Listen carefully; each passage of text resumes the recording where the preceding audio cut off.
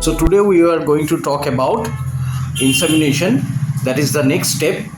Till now we have been talking about the gametogenesis, that is the formation of gametes, and today we will start with a new topic, that is insemination. Insemination in humans refers to the introduction of semen into the female reproductive tract.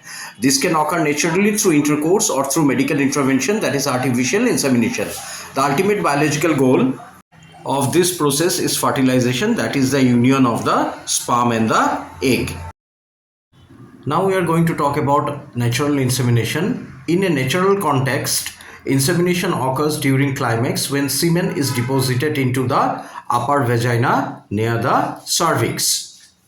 Then the journey begins. Millions of sperms are released into the acidic environment of the vagina.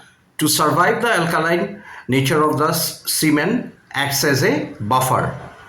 Sperm must swim through the cervix. During ovulation, cervix mucus becomes thin and watery, resembling egg white, to allow sperms to pass easily. Now, once through the cervix, sperms travel through the uterus towards the fallopian tubes, propelled by their own tails, that is flagella, and uterine contractions. Well, that's about natural insemination. Now we are going to talk about artificial insemination, that is AI. When natural conception is difficult, medical procedures can bypass certain physical barriers. The most common form is intrauterine insemination, that is IUI. Now let us understand the IUI process. The first is sperm collection. A semen sample is provided and then washed in a lab. The process concentrates the healthiest, most motile sperm and removes chemicals, that is prostaglandins, that could cause uterine cramping. Next is monitoring. The procedure is timed precisely with the woman's ovulation cycle, often confirmed by ultrasound or blood tests. Next is insertion. A thin, flexible catheter is inserted through the vagina and cervix directly into the uterus. The concentrated sperms are then injected. Now let us look at the key factors for success of insemination. The success of insemination, whether natural or artificial, depends on several biological variables, that is sperm quality, timing, and tubal potency. In sperm quality, there should be high count. The sperm should be healthy morphologically and strong in terms of motility. Timing must occur within the fertile window, typically within 12 to 14 hours of ovulation, and at least one fallopian tube must be open for the sperm to reach the egg.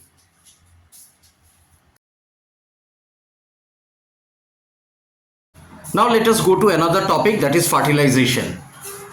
Human fertilization is a highly coordinated series of events that occur primarily in the ampulla, that is the widest part of the fallopian tube. It's generally divided into four major biological stages, that is capacitation and acrosome reaction. Second is sperm-egg recognition and binding. Third, sperm-egg fusion and block to polyspermy. And fourth is pronuclear fusion and zygote formation. Let us now understand each of these steps. The first one is capacitation and acrosome reaction. Before a sperm can fertilize an egg, it must undergo two critical changes. First is capacitation. As sperm travels through the female reproductive tract, they undergo biochemical changes that increases their motility and thins the sperm head membrane. Next is acrosomal reaction. When sperm reach egg, acrosome, that is a cap-like structure on the sperm head, releases enzymes like acrosin to digest a path through the egg's outer layer. Next we come to sperm-egg recognition and binding. The egg is surrounded by two protective layers, the corona radiata, that is the outer follicular cells, and the zona pellucida, that is a thick glycoprotein shell. The sperm must push through the corona radiata.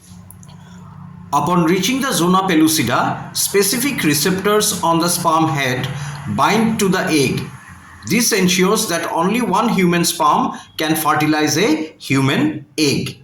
Now an important question arises: how the sperm finds the secondary oocytes? Well, when the sperm approaches the ampulla, the egg releases chemoattractants and sperm senses these chemoattractants and aligns. A single correct sperm finds the correct path and ultimately there is gamete contact. Now let us understand the sperm guidance system, that is chemotaxis and sensing methods, in a better way. The sensing methods include chemotaxis, thermotaxis and rheotaxis. During chemotaxis, it is detected by receptors H0R174, which acts as the nose of the sperm and follows the gradient of progesterone, allurine and odorant-like molecules. During thermotaxis, the sperm senses temperature change and swims from the cooler area of the fallopian tube towards the warmer area. And during rheotaxis, the sperm senses the fluid flow and swims against the current from fallopian tube.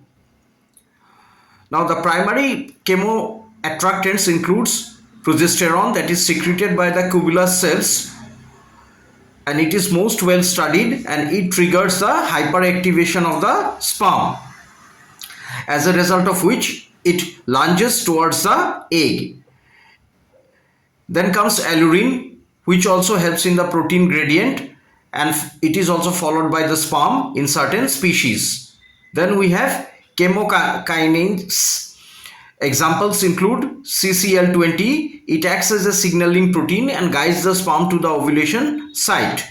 Then odorant-like molecules, which gives natural floral scents, are also used by the sperm to reach the secondary oocyte.